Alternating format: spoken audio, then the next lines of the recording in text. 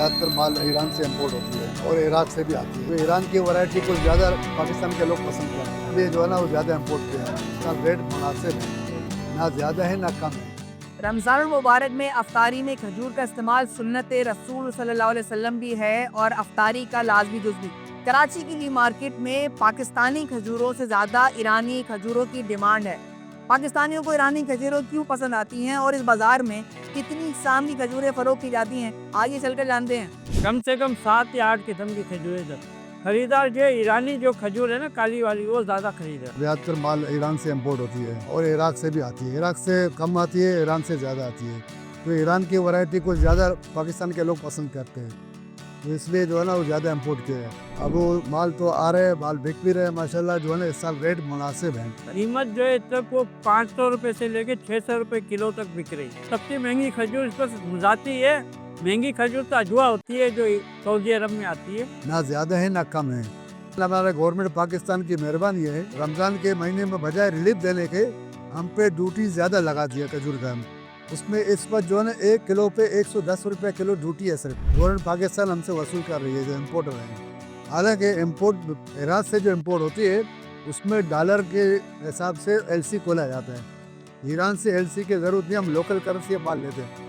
Government को इस benefit में फ़ायदा है, हमारे तो फ़ायदा है, हमारा कारोबार है, लेकिन गवर्नमेंट को भी फ़ायदा है। वो तकरीबन 4,500-5 हज़ार रुपये किलो होती है। सबसे सस्ती खजूर ये हमारी पाकिस्तान की बेगम जंगी है। ये 200 से 250 रुपये किलो तक बिक रही है। खजूर जो है इराक से आती है, बसरा से, सही है ना, ईरान से आती है और ये हमारे पाकिस्तान की खजूर है। असील है, असील सही नहीं है, ख़राब हो गया है इस साल क्योंकि बारिश लग गई है।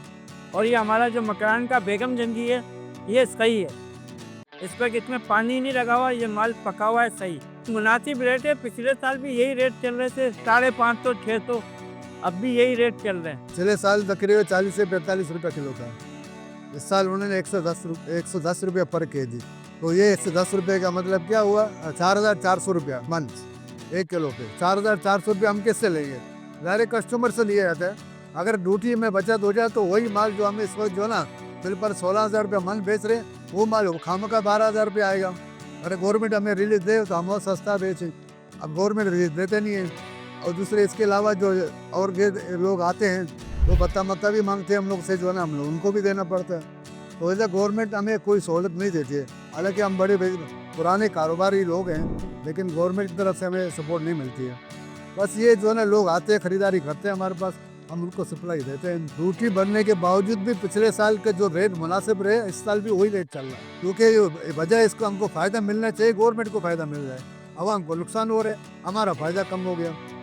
अगर वही माल अगर हमको 12,000 का पड़ रहा था, हम 13,000 में देते तो हमें 1,000 रुपये मन मिल जाता, लेकिन हमारी पैसे भी तो काफ़ी लगता है ना उसकी। 1-1, 1.5 करोड़ रुपये एक गाड़ी पे लगता है, एक कंटेनर पे।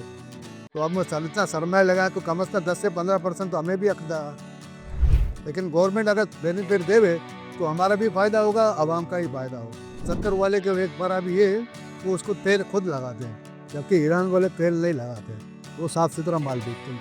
तो तभी तो उसका वैल्यू ज़्यादा है, ज़ब्ती का डिमांड ज़्यादा है। दूसरा किस्म है रबी, तीसरा किस्म है जायदी।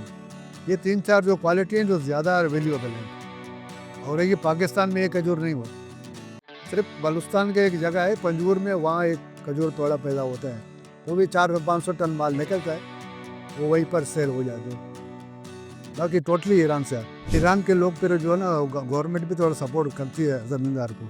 हमारे यहाँ ज़मींदार को भी सपोर्ट नहीं मिलता जो मैं, ना ज़मींदार को सपोर्ट है ना बिजनेसमैन को सपोर्ट है।